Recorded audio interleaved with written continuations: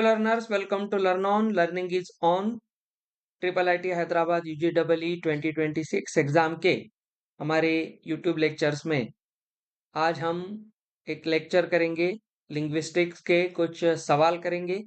Already हमने इसके theory के और कुछ सवालों के वीडियोस इसी प्लेलिस्ट में कंप्लीट कर लिए हैं। तो आप सबको एक काम करना है, सबसे पहले वो वीडियोस कंप्लीट कर लेने हैं, पूरी थ्योरी पढ़ लेनी है और उसके बाद इस वीडियो पे आके हम जो सवाल कर रहे हैं उसे ट्राई करना है। मैं अतुल, आपका यूजीडब्ल्यू मेंटर। तो अभी आज के वीडियो में हम कवर करेंगे डिकोडिंग आर्टिफिशियल लैंग्वेजेस, जिसे हम लिंग्विस्टिक के नाम से भी जानते हैं। और इसमें हम कुछ अच्छे सवाल करेंगे। दो पार्ट में हम ये वीडियोस करेंगे। 10 कॉम्प्लेक्स लिंग्विस्टिक के स्टडीज। तो इसमें मॉर्फोलॉजिकल पैटर्न्स है, डिडक्टिव लॉजिक है। इसके बारे में हमने ऑलरेडी पिछले लेक्चर्स में डिटेल में डिस्कशन किया है। तो फटाफट वीडियो को लाइक करना है, लिंक शेयर करना है, चैनल सब्सक्राइब करना है, कुछ प्रॉब्लम हो तो कमेंट करना है। और हमारी ये जो नीचे वेबसाइट है learnoneducations.com, इस पे जाके आपको रजिस्ट्रेशन करना है। वहाँ पे आपको पूरे स्टडी नोट्स और मॉक टेस्ट मिलेंगे। और इस सभी वीडियोस के ये जो पीडीएफ है ये आपको हमारे वेब पोर्टल पे ही मिलेंगे। तो डिस्क्रिप्शन बॉक्स में लिंक है, वहाँ जाके आपको चेकआउट करना है। तो चलिए हम स्टार्ट करते हैं डिकोडिंग आर्टिफिशियल लैंग्वेजेस, जिसमें हम कुछ सवाल करेंगे। और ये सवाल हमने जो पहले थ्योरी कंप्लीट की थी, जिसमें मैंने पूरी आइडियाज आपको बताई है, उसी को फॉलो करते हुए आपको सॉल्व करने हैं सवाल। सबसे पहले आपको वीडियो पॉज करना है, खुद से ट्राई करना है और फिर सॉल्यूशन देखना है। Let's get started. तो चलिए सबसे फर्स्ट क्वेश्चन यहाँ पे आता है, case study basic word decoding. एक बेसिक सवाल होता है। आपको जो यूजीडब्ल्यू में बड़े पैटर्न्स वाले सवाल आते हैं उसमें बहुत बड़े पैराग्राफ भी आते हैं, और उस पैराग्राफ में जो अलग अलग टाइप के वर्ड्स होते हैं उनको मिक्स करके दिया जाता है या ग्रामेटिकल रूल्स में चेंजेस करते हुए दिए जाते हैं। तो आपको इन्हीं बेसिक रूल्स के एग्जाम्पल्स की प्रैक्टिस से आगे बढ़ते हुए उन सवालों को सॉल्व करना होता है। अब यहाँ पे एक छोटा सा पैसेज हम देते हैं। In a certain artificial language the following translations are given. अब ये कोई भी एलियन लैंग्वेज हो सकती है, इसका हमारे इंग्लिश से कोई लेना देना अभी नहीं है। तो यहाँ पे उस लैंग्वेज में गोरलू मोका को कहते हैं स्वीट फ्रूट। तो आपको एक एक वर्ड को डिकोड करना होता है। गोरलू मोका का मीनिंग है स्वीट फ्रूट। मोका तारी का मीनिंग है फ्रूट ट्री। ठीक है। तो बुला गोरलू, इसको अगर हम वेरी स्वीट कहते हैं तो देखिए गोरलू मोका यानी स्वीट फ्रूट, मोका तारी यानी फ्रूट ट्री, एंड बुला गोरलू इसका मतलब है वेरी स्वीट। तो क्वेश्चन हमसे कहता है which of the following combinations would likely mean very tree in this language. Easy सवाल है, आपको अच्छी तरह से इसे देखते हुए खुद से ट्राई करना पड़ेगा। ओके, वीडियो पॉज कीजिए, खुद से ट्राई कीजिए और अपना ऑप्शन मार्क कीजिए। ओके, आपने कर लिया होगा। चलिए अब हम इसे ट्राई करते हैं। हाँ, अब थोड़ा सा हम यहाँ पे देखते हैं। सबसे पहले जो वर्ड है गोरलू मोका। ठीक है, तो पहले हम देखेंगे यहाँ पे गोरलू मोका। देखिए ये कहता है गोरलू मोका। गोरलू मोका का मीनिंग है स्वीट फ्रूट। ठीक है, यह है स्वीट फ्रूट। उसके बाद मोकातारी फ्रूट ट्री। मोकातारी, हाँ, इसका मतलब है फ्रूट ट्री। Fruit tree. और बुला गोरलू वेरी स्वीट। बुला गोरलू इसका मतलब है वेरी स्वीट। Very sweet. अब हमसे कहता है बताइए वेरी ट्री का क्या मतलब होगा। हाँ, हमने थ्योरी के लेक्चर्स में एक बात अच्छी तरह से सीख ली थी कि जब ऐसे कुछ वर्ड्स या उसके ग्रुप्स दिए जाते हैं तो हम कॉमन वर्ड्स और उसके मीनिंग को डिकोड करते हैं। जैसे यहाँ पे गोरलू मोका स्वीट फ्रूट है, और सेकंड में है मोकातारी फ्रूट ट्री है। तो देखिए फर्स्ट में मोका है और यहाँ उसके लिए वर्ड दिखता है फ्रूट। सेकंड में फर्स्ट वर्ड मोका है और उसका भी यहाँ पे इंग्लिश में फर्स्ट वर्ड फ्रूट ही है। तो यहाँ से तो एक बात समझ में आती है कि जो मोका है, मोका का मीनिंग होता है फ्रूट यहाँ पे इस लैंग्वेज में। ये तो हमने डिकोड कर लिया। अब सेकंड और थर्ड में आपको आना है। देखिए सेकंड और थर्ड में कॉमन क्या है? तो सेकंड और थर्ड में तो कोई कॉमन नहीं है। अब देखते हैं हम फर्स्ट और थर्ड में। फर्स्ट में गोरलू और लास्ट में भी गोरलू है। गोरलू का यहाँ वर्ड आता है स्वीट। तो यहाँ भी गोरलू का जो मतलब होगा वो हम यहाँ पे देखेंगे। ओके, गोरला का मतलब तो यहाँ पे स्वीट ही होगा। देखिए गोरला, सॉरी गोरलू, गोरलू स्वीट है, यहाँ पे भी गोरलू स्वीट ही है सेकंड वर्ड। तो ये भी डिकोड हो गया गोरलू। ठीक है, गोरलू का मतलब है स्वीट। ठीक, तो अब बचे हुए वर्ड्स कौन से हैं? यहाँ पे है तारी और यहाँ पे है बुला। तो देखिए इसमें अगर कोई बचता है तो तारी का मतलब होता है ट्री। तारी का मतलब है ट्री। और बुला, बुला का वर्ड है यहाँ पे वेरी। तो यहाँ से वेरी ट्री का क्या मतलब होगा?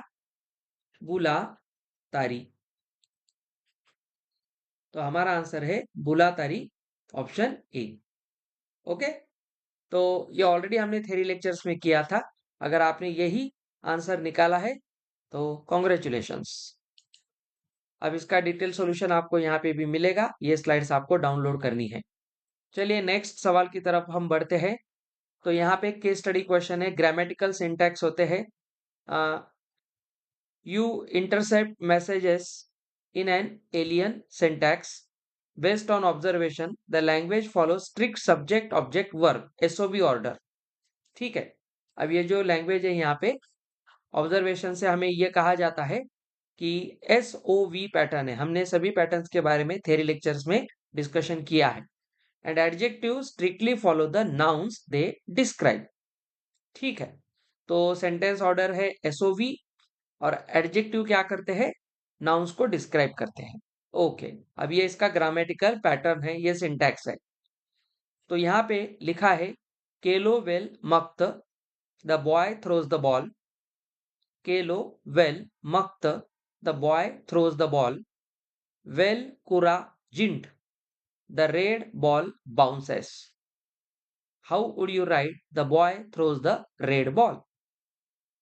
तो अच्छी तरह से देख लीजिए, वीडियो पॉज कीजिए, खुद से ट्राई कीजिए। ओके, आपने ट्राई कर लिया होगा। अब देखिए इसमें कुछ इंटरेस्टिंग बातें होती है। हमें ऐसे सवाल सॉल्व करते समय जो इसके ग्रामेटिकल सिंटैक्स डिस्क्राइब किए होते हैं उनको स्ट्रिक्टली फॉलो करना होता है। जैसे जब भी हम कोई सेंटेंस लिखेंगे तो एसओवी पैटर्न में लिखेंगे, और जब भी हम कोई नाउन देखेंगे तो यहाँ पे नाउन डिस्क्राइब द एडजेक्टिव। ठीक है, तो देखिए adjective strictly follow the nouns they describe. Adjective follow the nouns. ठीक है, फॉलो द नाउन्स। तो सिंपल बात है। अब how would you write the boy throws the red ball? अब देखिए यहाँ पे केलो वेल मक्त और यहाँ है वेल कुरा जिंट। अब वेल कुरा, वेल और कुरा, फर्स्ट सेंटेंस में वेल है, सेकंड में भी वेल है, और तो कोई कॉमन नहीं है यहाँ पे। तो वेल वेल, तो यहाँ से दोनों में कॉमन इंग्लिश में कौन सा वर्ड है? बॉल। तो यहाँ से तो पहले पहले हमें दिखता है वेल का मतलब है बॉल। ठीक है, वेल का मतलब है बॉल। तो यहाँ से तो एक बात दिखती है कि जो कुरा है, अब बॉल क्या है? बॉल, बॉल तो नाउन है, बॉल तो नाउन है। अब देखिए अच्छी तरह से देखिए, अब हमसे ये कहता है कि एडजेक्टिव फॉलो द नाउन्स। तो यहाँ पे एडजेक्टिव नाउन के बाद आना चाहिए। तो यहाँ नाउन कौन है? वेल। और यहाँ फिर वर्ड आया है कुरा। अब कुरा ही यहाँ पे क्या होना चाहिए? अगर हम ये देखते हैं मक्त, तो यहाँ तो वेल लास्ट में है। देखिए आराम से देखिए, वेल तो लास्ट में, मतलब नाउन के बाद तो कोई यहाँ पे ये नहीं है, क्या कहते हैं हम, एडजेक्टिव नहीं है। तो यहाँ पे देखिए नाउन के बाद कुरा जो वर्ड है वो एडजेक्टिव ही होगा। तो यहाँ से कुरा, कुरा का मीनिंग है रेड, रेड। ठीक है। अब देखिए, अब हम देखते हैं यहाँ पे सेंटेंस पैटर्न क्या है। SOV, subject object verb. देखिए आराम से देखिए, अब जो वर्ड बचे हैं उनको हम यहाँ पे मार्क करते हैं। एक है केलो, ठीक है, केलो, और यहाँ है मक्त, और यहाँ पे है जिंट। तो मुझे तो यहाँ पे लगता है कि जिंट ऑटोमेटिकली बाउंसेस को ही फॉलो कर रहा है। आपको समझ में आएगा, बाउंसेस को ही फॉलो कर रहा है। ठीक है। अब बचा वर्ड मक्त, तो मक्त तो मुझे लगता है किसे फॉलो करेगा? मक्त होगा द बॉय थ्रोज। ठीक है। अब मक्त का मीनिंग है, उतना ही बचा है ना, द बॉय थ्रोज। अगर आप अच्छी तरह से देखोगे, the boy throws, the boy throws किसके लिए आता होगा? इसमें यह है मक्त, लेकिन हमारा पैटर्न क्या है? थ्रोज। थ्रोज यहाँ पे क्या है? ये जो मक्त है वो मुझे लगता है थ्रोज के लिए आएगा। बचा हुआ दो बॉय तो है ही, तो हम एक काम करेंगे, मक्त है यहाँ पे वर्ब। ठीक है, ये तो वर्ब हो गया ना मक्त, ये हो गया वर्ब। और सेंटेंस पैटर्न क्या है? SOV, किसे फेंक रहा है? तो सबसे पहले क्या आना चाहिए? केलो, केलो रह गया ना, सॉरी। हाँ, एक छोटा सा यहाँ पे मिस्टेक है। मक्त सिर्फ थ्रोज के लिए आता है, और रह गया केलो, केलो होगा द बॉय, द बॉय। अब देखिए, हमारा आंसर आना चाहिए SOV पैटर्न में ही, ये सही बात होगी। तो सेंटेंस में द बॉय, द बॉय के लिए कौन है? केलो, केलो। ऑब्जेक्ट क्या है? किसे फेंक रहा है? बॉल को। ठीक है, बॉल को। लेकिन अब इसका सेंटेंस पैटर्न क्या है? नाउन आएगा, फिर एडजेक्टिव आएगा। केलो। देखिए, बॉल के लिए कौन सा वर्ड है? Well, well. अब वेल के बाद तो हमें कंपल्सरीली कुरा लिखना ही पड़ेगा, क्योंकि यहाँ पे ऑब्जेक्ट जो, सॉरी, सब्जेक्ट है अब ये द बॉय, फिर यहाँ पे क्या आएगा? ऑब्जेक्ट बॉल है, और ऑब्जेक्ट बॉल यहाँ पे क्या है? नाउन है। तो नाउन किसे, नाउन को फॉलो कौन करेगा? एडजेक्टिव, वो रेड है। तो केलो, वेल, कुरा, वेल, कुरा। अब बचा कौन? मक्त। मक्त क्या है? थ्रोज, क्योंकि वर्ब लास्ट में आएगा, SOV। तो ये होगा, देखिए, the boy ball red throws. ऐसे ही करना पड़ेगा, नहीं तो आप सीधा the boy throws the red ball, इसे आप क्या करोगे?